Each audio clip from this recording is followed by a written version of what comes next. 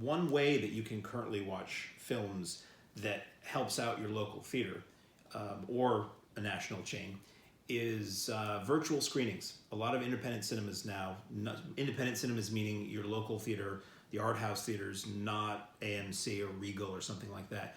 They have a system they call virtual theater or virtual cinema. If you go to their website, they list films that you could watch that should be in theaters, that would have been in theaters right now, and you pay a rental fee that is somewhat akin to what you would pay for a movie ticket, and part of those proceeds go to that theater that you normally would be going to.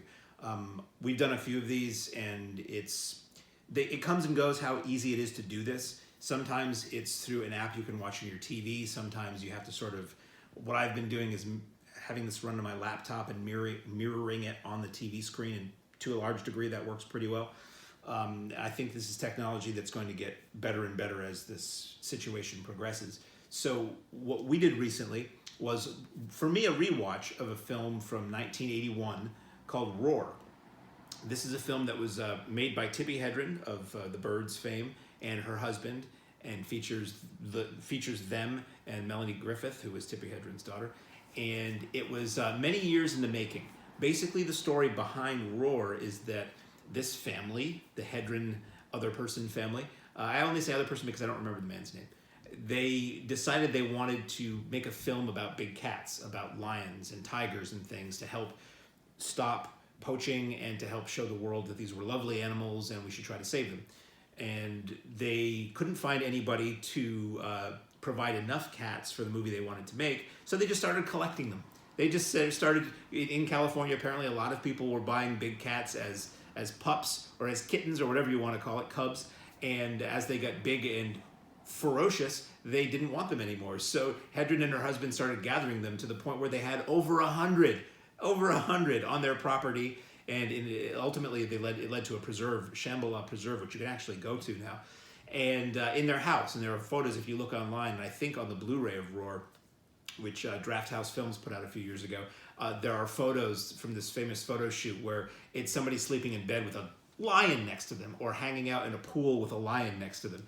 And so, at any rate, let me backtrack a little bit. So if you want to see Roar, and you're a fan like I am of the Alamo Drafthouse cinema chain, there's a way you can go to drafthouse.com or alamodrafthouse.com, virtual cinema, and you can rent Roar for $9.99. You get it for a week, and you also get a 3 or 4 minute introduction by one of the actors in the film, who was part of this family who grew up with these cats, and you get a Q&A with members of the cast to watch as well, and you get an Alamo pre-show, which, if you've never been to an Alamo Drafthouse cinema, every film has about 15 or 20 minutes of crazy oddball video clips that generally somehow thematically tie in with the movie you're about to watch, and it just makes it a fun time. So this digital rental through Vimeo has that as well. I don't know how long they're doing this for, but they're doing it as part of their Weird Wednesday, which was a thing a lot of draft houses did on Wednesday nights. They would show just some weird movie, and Roar fits the bill.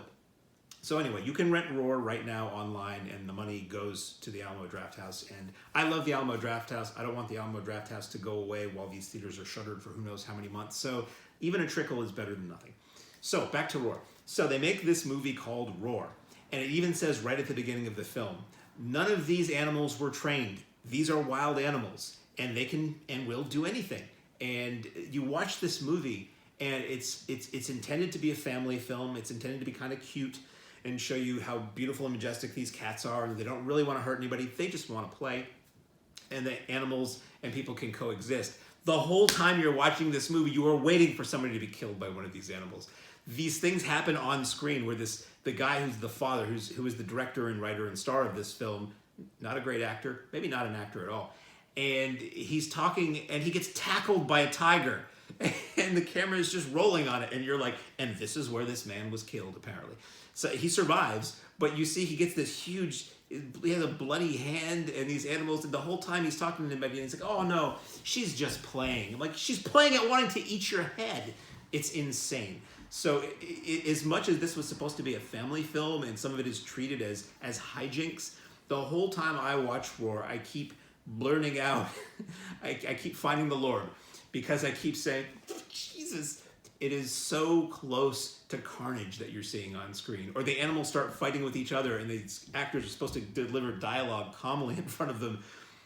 apparently 70 or more people were injured on the set of this film. No animals, but more than 70 people were hurt during the making of Roar. What is the story here? The story is how anybody survived the making of this movie. The story is that this man has this preserve somewhere in Africa or Kenya, and there are local authorities who want to get rid of these animals. They don't want him having all these wild animals there. They're not entirely wrong. And he's trying to, keep these people at bay while raising these animals and studying them.